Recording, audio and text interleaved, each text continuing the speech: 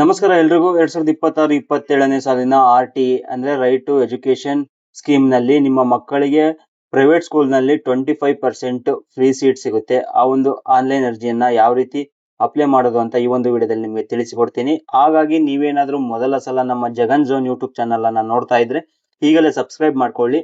RTE official website ಅನ್ನ open ಮಾಡಿದಾದ್ಮೇಲೆ ಈ ರೀತಿ ಬರುತ್ತೆ. ಇಲ್ಲಿ ಅಪ್ಲಿಕೇಶನ್ ಸಬ್ಮಿಷನ್ ಫಾರ್ RTE ಅಂತ ಇದೆಯಲ್ಲ, ಆ ಒಂದು ಟ್ಯಾಬ್ ನ ಕ್ಲಿಕ್ ಮಾಡಿ. ಕ್ಲಿಕ್ ಮಾಡಿದಾದ್ಮೇಲೆ ಈ ರೀತಿ ಒಂದು ಪೇಜ್ ಓಪನ್ ಆಗುತ್ತೆ. ಇಲ್ಲಿ ವಿದ್ಯಾರ್ಥಿಯ ಆಧಾರ್ ಸಂಖ್ಯೆಯನ್ನ ಎಂಟ್ರಿ ಮಾಡಬೇಕಾಗುತ್ತೆ. ಆಧಾರ್ ಇದೆಯಾ ಇಲ್ಲ ಅಂತ ಕೇಳುತ್ತೆ. ಎಸ್ ಅಂತ ಕೊಡಿ. ಎಸ್ ಕೊಟ್ಟಾದ್ಮೇಲೆ ಈ ರೀತಿ ಬರುತ್ತೆ.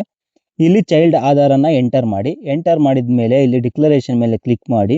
OTP ಮೇಲೆ ಕ್ಲಿಕ್ ಮಾಡಿ ಸೆಂಡ್ OTP ಕೊಡಿ. ಆಗ ಆಧಾರ್ಗೆ ಲಿಂಕ್ ಇರುವಂತಹ ನಂಬರ್ಗೆ OTP ಸೆಂಡ್ ಆಗುತ್ತೆ. ಆ ಒಂದು OTP ಯನ್ನು ಇಲ್ಲಿ ಎಂಟ್ರಿ ಮಾಡಿ ಸಬ್ಮಿಟ್ ಕೊಡಿ. ನೆಕ್ಸ್ಟ್ ಈ ರೀತಿ ಪೇಜ್ ಓಪನ್ ಆಗುತ್ತೆ. ಇಲ್ಲಿ ವಿದ್ಯಾರ್ಥಿಯ ಡೀಟೇಲ್ಸ್ ನೀವು ನೋಡ್ಬೋದು. ಇಲ್ಲಿ ಸ್ಟೂಡೆಂಟ್ ನೇಮು, ಹಾಗೆ date of birth, gender, phone number, ಹಾಗೆ ಅಡ್ರೆಸ್ ಎಲ್ಲ ಕೂಡ ಆಧಾರಿಂದ ಫೆಚ್ ಆಗಿರುತ್ತೆ. ಹಾಗೆ ಸ್ಟೂಡೆಂಟ್ನ ಫೋಟೋ ಕೂಡ ನೀವು ಇಲ್ಲಿ ನೋಡ್ಬೋದು. ಹಾಗೆ ಕೆಳಗಡೆ ಸ್ಕ್ರೋಲ್ ಮಾಡಿದ ಮೇಲೆ ಇಲ್ಲಿ ನೀವು ಇರುವಂತಹ ಏರಿಯಾದ ಡೀಟೇಲ್ಸನ್ನು ಎಂಟ್ರಿ ಮಾಡಬೇಕಾಗುತ್ತೆ. ವಿಲೇಜ್ ಅಥವಾ ವಾರ್ಡ್, ನಿಮ್ಮ ಯಾವುದೋ ಒಂದು ವಾರ್ಡ್ ಬರುತ್ತೆ ಅಥವಾ ವಿಲೇಜ್ ಬರುತ್ತೆ, ಅದನ್ನು ಸೆಲೆಕ್ಟ್ ಮಾಡಿ. ಸೆಲೆಕ್ಟ್ ಮಾಡಿದಾದ್ಮೇಲೆ ಇಲ್ಲಿ ಲೋಕಾಲಿಟಿ ಅಂತ ಇರುತ್ತೆ. ಆ ಒಂದು ಏರಿಯಾದಲ್ಲಿ ಎಷ್ಟು ಗ್ರಾಮಗಳು ಬರುತ್ತೋ ಆ ಒಂದು ಗ್ರಾಮದ ಲೀಸ್ಟ್ ಇಲ್ಲಿ ತೋರಿಸುತ್ತೆ. ಇಲ್ಲಿ ತೋರಿಸ್ತಕ್ಕಂಥ ವಿಲೇಜ್ಗೆ ಮಾತ್ರ ನೀವು ಅಪ್ಲೈ ಮಾಡಬೇಕಾಗುತ್ತೆ. ಈಗ ನೀವು ಇಲ್ಲಿ ತೋರಿಸದೇ ಇರೋಂತಹ ವಿಲೇಜ್ಗೆ ನೀವು ಇಲ್ಲಿ ಅಪ್ಲೈ ಮಾಡೋಕ್ಕೆ ಬರೋದಿಲ್ಲ. ನಿಮ್ಮ ಆಧಾರ್ ಅಡ್ರೆಸ್ಗೆ ವ್ಯಾಪ್ತಿಗೆ ಬರುವಂತಹ ಗ್ರಾಮಗಳಿಗೆ ಮಾತ್ರ ನೀವು ಇಲ್ಲಿ ಅಪ್ಲೈ ಮಾಡ್ಬೋದು.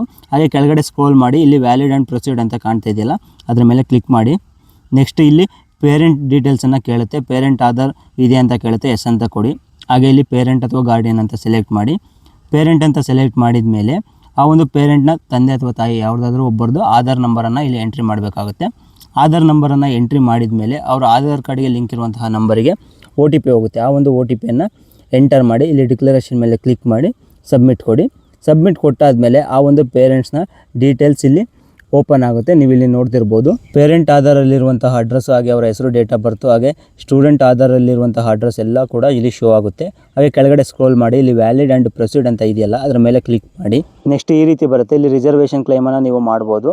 ಆ ಸ್ಟೂಡೆಂಟ್ಗೆ ಸಂಬಂಧಪಟ್ಟಂತಹ ರಿಸರ್ವೇಷನ್ನ ನೀವು ಇಲ್ಲಿ ನೋಡ್ಬೋದು. ಕೆಲವೊಂದು ಲೀಸ್ಟ್ ಇದೆ.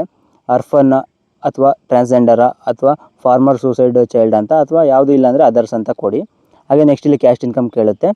ಸ್ಟೂಡೆಂಟ್ನ ಕ್ಯಾಸ್ಟ್ ಇನ್ಕಮ್ RD ನಂಬರನ್ನು ಇಲ್ಲಿ ನೀವು ಎಂಟ್ರಿ ಮಾಡಬೇಕಾಗುತ್ತೆ. RD ನಂಬರನ್ನು ಎಂಟರ್ ಮಾಡಿ. ಇಲ್ಲಿ ಫೆಚ್ ಡೀಟೇಲ್ಸ್ ಮೇಲೆ ಕ್ಲಿಕ್ ಮಾಡಿದರೆ ಆ ಒಂದು ಸ್ಟೂಡೆಂಟ್ನ ಕ್ಯಾಸ್ಟ್ ಇನ್ಕಮ್ ಡೀಟೇಲ್ಸ್ ಫೆಚ್ ಆಗುತ್ತೆ. ಫೆಚ್ ಆದಮೇಲೆ ಡೀಟೇಲ್ಸ್ನ ಒಮ್ಮೆ ಚೆಕ್ ಮಾಡಿಕೊಂಡು ಕೆಳಗಡೆ ಸ್ಕ್ರೋಲ್ ಮಾಡಿ ಮತ್ತೆ ಪ್ರೊಸೀಡ್ ಮೇಲೆ ಕ್ಲಿಕ್ ಮಾಡಿ. ಆಗ ನೆಕ್ಸ್ಟ್ ಪೇಜ್ ಓಪನ್ ಆಗುತ್ತೆ. ಆಲ್ಮೋಸ್ಟ್ ಎಲ್ಲ ಡೀಟೇಲ್ಸ್ ಕೂಡ ಆಟೋ ಫೆಚ್ ಆಗಿರುತ್ತೆ. ನೀವು ಇಲ್ಲಿ ನೋಡ್ತಿರ್ಬೋದು. ಸ್ಟೂಡೆಂಟ್ ಡೀಟೇಲ್ಸು, ಹಾಗೆ ಪೇರೆಂಟ್ ನೇಮು, ಅವರ ಅಡ್ರೆಸ್ಸು ಎಲ್ಲ ಕೂಡ ಫೆಚ್ ಆಗಿರುತ್ತೆ. ನೀವು ಎಂಟ್ರಿ ಮಾಡಬೇಕಾಗಿರೋದು ಇಷ್ಟೇ. ಕೆಳಗಡೆ ಸ್ಕ್ರೋಲ್ ಮಾಡಿದಾದ್ಮೇಲೆ ಕಾಂಟ್ಯಾಕ್ಟ್ ನಂಬರನ್ನು ಎಂಟರ್ ಮಾಡಿ. ಹಾಗೆ ಕೆಳಗಡೆ ಸ್ಕ್ರೋಲ್ ಮಾಡಿದಾದ್ಮೇಲೆ ಯಾವ ಒಂದು ಮೀಡಿಯಮ್ ಅಂತ ಸೆಲೆಕ್ಟ್ ಮಾಡಬೇಕಾಗುತ್ತೆ. ಕನ್ನಡ ಮೀಡಿಯಮ್ ಅಥವಾ ಇಂಗ್ಲೀಷ್ ಮೀಡಿಯಮ್ ಅಂತ ಅದನ್ನು ಸೆಲೆಕ್ಟ್ ಮಾಡಿ. ಹಾಗೆ ರಿಲಿಜಿಯನನ್ನು ಸೆಲೆಕ್ಟ್ ಮಾಡಬೇಕಾಗುತ್ತೆ. ರಿಲಿಜಿಯನ್ ಸೆಲೆಕ್ಟ್ ಮಾಡಿದ ಮೇಲೆ ಇಲ್ಲಿ ಮದರ್ ಟಂಗ್ ಯಾವುದು ಅಂತ ಸೆಲೆಕ್ಟ್ ಮಾಡಿ. ಸೆಲೆಕ್ಟ್ ಮಾಡಿದ ಮೇಲೆ ಕೆಳಗಡೆ ಸ್ಕ್ರೋಲ್ ಮಾಡಿದಾದ್ಮೇಲೆ ಇಲ್ಲಿ ಸೆಲೆಕ್ಟ್ ಸ್ಕೂಲ್ ಅಂತ ಇದೆಯಲ್ಲ, ಅದರ ಮೇಲೆ ಕ್ಲಿಕ್ ಮಾಡಿ.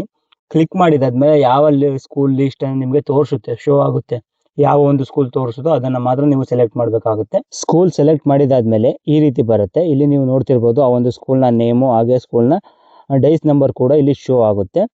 ಇಷ್ಟು ಎಂಟ್ರಿ ಮಾಡಿದಾದ್ಮೇಲೆ ಒಂದ್ಸಲ ಎಲ್ಲ ಚೆಕ್ ಮಾಡ್ಕೊಳ್ಳಿ. ಚೆಕ್ ಮಾಡ್ಕೊಂಡಾದ್ಮೇಲೆ ಇಲ್ಲಿ ಕೆಳಗಡೆ ಸಬ್ಮಿಟ್ ಅಂತ ಒಂದು ಆಪ್ಷನ್ ಇದೆಯಲ್ಲ, ಈ ಒಂದು ಟ್ಯಾಬ್ನ ಕ್ಲಿಕ್ ಮಾಡಿದ ಮೇಲೆ ನಿಮಗೆ ಈ ಒಂದು ಅಪ್ಲಿಕೇಶನ್ ಸಬ್ಮಿಟ್ ಆಗುತ್ತೆ. ಈ ಒಂದು ವಿಡಿಯೋ ಇಷ್ಟ ಆಗಿದೆ ಅಂತ ಅಂದ್ಕೊಳ್ತೀನಿ. ಈ ಒಂದು ವಿಡಿಯೋನ ನಿಮ್ಮ ಸ್ನೇಹಿತರು ಕೂಡ ಶೇರ್ ಮಾಡಿ. ಹಾಗೆ ನಮ್ಮ ಚಾನಲನ್ನು ಸಬ್ಸ್ಕ್ರೈಬ್ ಮಾಡ್ಕೊಳ್ಳಿ. Thank you for watching. Take care.